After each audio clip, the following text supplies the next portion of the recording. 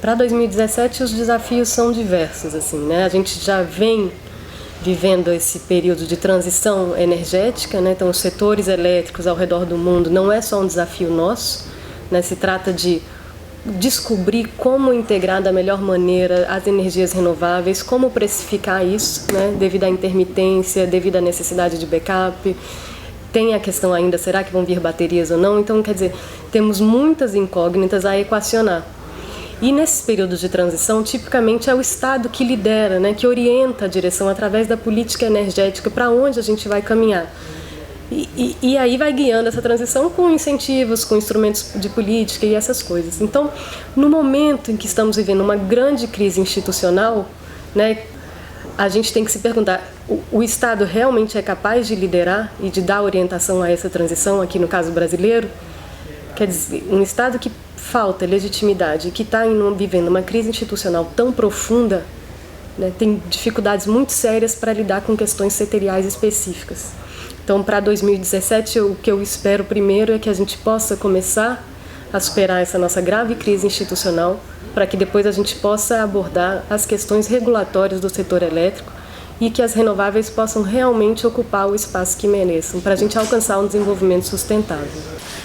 Eu tenho uma visão otimista com relação às perspectivas do setor de óleo e gás para o ano de 2017. O ano de 2016 foi um ano onde o nível de atividade, investimentos no setor caiu muito, e nós tivemos muito esforço em discussões para mudanças da regulação no setor de petróleo, mas em termos de atividade econômica no setor de petróleo, isso se reduziu bastante em função do esforço da Petrobras aí para fazer o ajuste fiscal, o ajuste econômico-financeiro, mas em termos de investimento, o setor esse ano foi um ano ruim para o setor. Eu acredito que isso vai melhorar em 2017 em função de algumas questões. Primeiramente, a Petrobras melhorou muito a sua situação econômica ao longo de 2016, a empresa se fortaleceu, né? E, por outro lado, o governo, né, aprovou algumas medidas no Congresso que tornaram mais interessante, né, o setor. Vai ser realizado esse ano, em 2017, vai ser realizado um leilão na área do pré-sal, criando aí uma oportunidade para a entrada de novas empresas, e a própria negociação da Petrobras para venda de ativos, né, no seu plano de desinvestimentos, que resultou aí na assinatura de acordos estratégicos, né, com a Statoil, com a Total, né, isso pode resultar em anúncios aí de venda de ativos e novos investimentos no Brasil, né? Então, acredito que vai ser um ano mais agitado do ponto de vista econômico, com mais atração de investimento, né, e um ano melhor do que 2016. Com relação ao setor de gás natural, né, 2016 foi um ano em que se iniciou aí a discussão para a realização de uma reforma do arcabouço regulatório do setor, tendo em vista a saída da Petrobras de alguns segmentos da cadeia do gás. A Petrobras decidiu desinvestir no setor de gás, vendeu esse ano não só parte da distribuição, das suas participações na distribuição, mas vendeu uma participação importante no segmento de transporte e se prepara aí para vender mais ativos na indústria do gás. Para que isso seja viável, inclusive interessante para a Petrobras, será necessário mudar o arcabouço regulatório do setor de gás, visando criar um ambiente de negócio atraente num contexto de competição e de convivência de várias empresas no setor. Então, 2017 vai ser um ano de muita discussão com relação às mudanças necessárias na indústria do gás natural, de forma que eu acredito que também no gás natural vai ser um ano muito interessante para o setor, né, e com a discussão aí de uma reforma e buscando encontrar uma trajetória de crescimento sustentável para a indústria do gás natural no Brasil. O ano de 2017 no setor de petróleo seguramente vai ser marcado por esse último episódio praticamente do ano, que foi a reunião da OPEP de 30 de novembro agora de 2016, onde foi acordado um corte de produção que levou já imediatamente a um salto no preço da commodity E isso vai, de certa maneira, pautar um pouco o conjunto de decisões de empresas e governos daqui para frente. Vai pautar em algumas direções, né? Primeiro, quão crível vai ser um acordo entre países da OPEP com apoio da Rússia com relação à manutenção, e por quanto tempo, de um regime de corte de produção, né? Isso vai levar o preço do petróleo para que patamar, né? Alguns analistas falam que um patamar que seria superior a 55, 60. Um patamar como esse, como a gente sabe, atrai um conjunto de novos produtores com estruturas de custo mais elevadas, e isso, evidentemente, vai levar a oferta para um patamar maior, o que tenderá de novo fazer com que o preço fique um pouco nessa faixa que a gente está imaginando aí, entre 45 e 60 dólares por barril, dadas essas circunstâncias, né?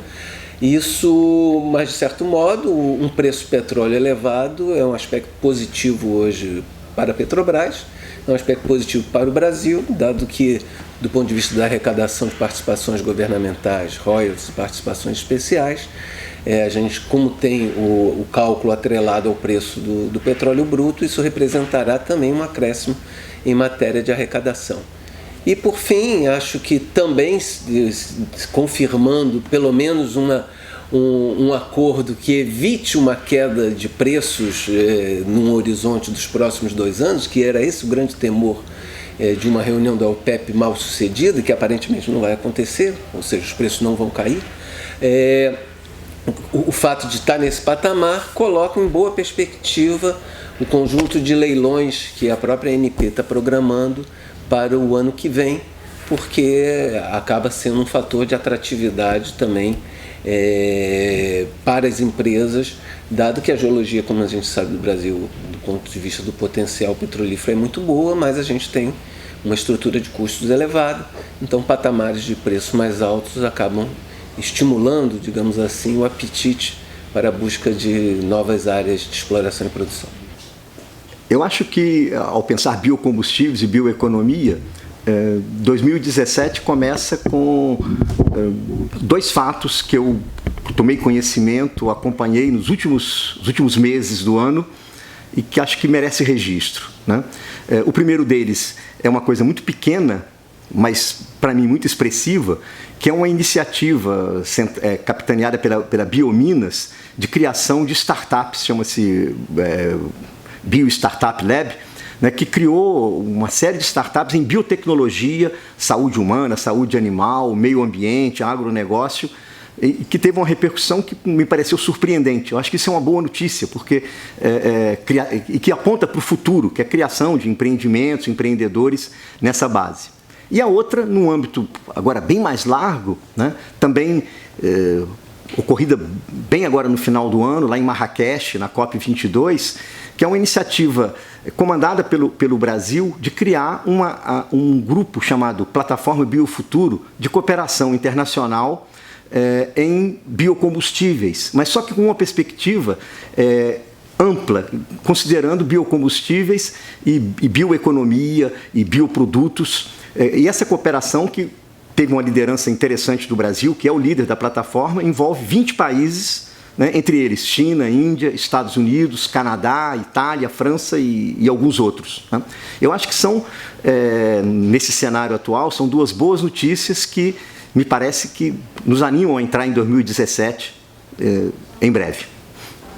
Então, o ano de 2017 vai ser um ano de redefinição para o setor elétrico brasileiro. A gente teve uma crise que se alongou nos últimos 3 anos, uma crise que desestruturou o setor, e agora a gente está no momento em que o setor deve ser revisto para o que vem adiante, né? A crise econômica deu uma folga para que a discussão no setor ocorra, então ocorreu uma parada de acomodação, e com isso a gente pode lançar as novas bases para o setor elétrico no futuro, né? Eu acho que o desafio de longo prazo para o setor elétrico brasileiro é valorizar as vantagens do sistema elétrico brasileiro para uma maior penetração de renováveis intermitentes, né? O Brasil conta com um reservatório de grande porte, um sistema interconectado em nível continental, e isso faz com que a inserção das fontes intermitentes gere um custo menor do que nas experiências internacionais. Eu acho que o grande cuidado que a gente tem que ter daqui para frente, eu acho que o ano de 2017 vai ser importante para a gente ter esse cuidado, é que esse esforço de mudança não acabe por inviabilizar instrumentos de coordenação que, para mim, são muito importantes para esse objetivo ser alcançado no longo prazo, que são os instrumentos decorrentes dos leilões de expansão voltados para o mercado regulado. Então, a minha mensagem final, então, para 2017 para o setor elétrico brasileiro é que 2017 seja melhor que 2016. Isso não vai ser muito difícil, porque 2016 foi um ano muito difícil para o setor elétrico. Na verdade, passamos 3 anos muito difíceis a partir de 2013. Agora, espero que 2017 comece uma virada com melhores rumos para o setor elétrico brasileiro. Bem, uma das grandes questões colocadas para 2017 e também para os anos subsequentes é a questão do recrudescimento dos movimentos nacionalistas nacionais em uma série de países e regiões do globo. A gente vê isso muito claramente na eleição do Trump nos Estados Unidos, mas também no fortalecimento de uma série de partidos de extrema-direita na Europa. Bem, essa ascensão dos partidos nacionalistas de extrema-direita coloca a questão da segurança energética em um outro patamar. As relações entre os países no entorno da energia, e aí não só a questão de petróleo, onde a geopolítica é muito notória e muito discutida, mas também no caso das questões do setor elétrico e do setor nuclear, claro, muito ligado à questão da segurança nacional dos países, ela assume uma outra dimensão, trazendo uma componente de incerteza muito grande para o ambiente energético como um todo. A aproximação da Rússia, por exemplo, com os Estados Unidos na questão associada à eleição do Trump, a questão da Rússia com alguns outros partidos de extrema-direita, no caso europeu, ela dá uma outra dimensão energética, nesse caso muito claro e muito específica para a Europa, mas que tem uma dimensão mundial muito grande. Então, no meu ponto de vista, a grande questão colocada no mundo da energia hoje são as incertezas geopolíticas no entorno das questões nacionalistas atuais. Né? O Brasil hoje passa por uma grande dificuldade, falta de credibilidade. Você hoje implantar mudanças institucionais, constitucionais, em grandes setores, como o setor energético, você vai enfrentar embates, você vai enfrentar desgastes. Então hoje é uma grande dificuldade. Isso vai perdurar para 2017, certamente. O setor elétrico, o setor energético, mas focando no setor elétrico, ele necessita de grandes mudanças. Você tem um modelo que precisa urgentemente ser rediscutido, ser ajustado. Você tem uma grande questão hoje que é ter ou não ter hidrelétricas? Ter ou não ter nuclear? Vai ter geração na base a gás? Enfim, aí a Eletrobras é privatizar? É acabar? Qual é o papel da Eletrobras? Enfim, há grandes questões para serem debatidas. E isso tem que ser com transparência, tem que ser com uma amplitude de opiniões, porque é um setor de longo prazo, você faz uma mudança hoje, não pode mudar amanhã, muitos agentes envolvidos. Então, eu não estou otimista para as mudanças que são necessárias e que serão feitas ou não, eu não estou otimista que elas serão realizadas porque falta credibilidade no país, uma situação que nós estamos vivendo. Então, o 2017 pode ser um ano de toque de bola no meio de campo, não vai ter nada significativo. Pode ter sim uma mudança aqui com uma grande força, um lobby e mudando, mas isso não vai ser bom não. É discussão, é amplitude, é transparência. E sem credibilidade me traz preocupação. 2017 se anuncia um ano muito difícil para o setor de energia. Esse setor, ele é um setor no qual as instituições elas têm um peso muito grande. Então, quando você tem uma crise institucional, como a gente tem hoje no Brasil, as consequências para o setor são muito grandes. Então, a primeira grande questão que tem hoje para o setor de energia é a crise institucional. E essa crise institucional, ela transcende esse setor. Quer dizer, a solução dessa crise, ela não está no âmbito do setor.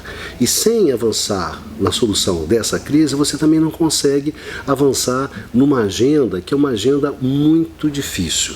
Então, as minhas perspectivas, as minhas expectativas em relação ao setor de energia para o próximo ano são expectativas de muita preocupação com o setor, muita preocupação, porque com a fragmentação, com a fragilização das instituições no Brasil, fica difícil você operar o setor de energia e principalmente expandir esse setor. Então, a gente está atravessando um momento muito difícil para o setor de energia no Brasil.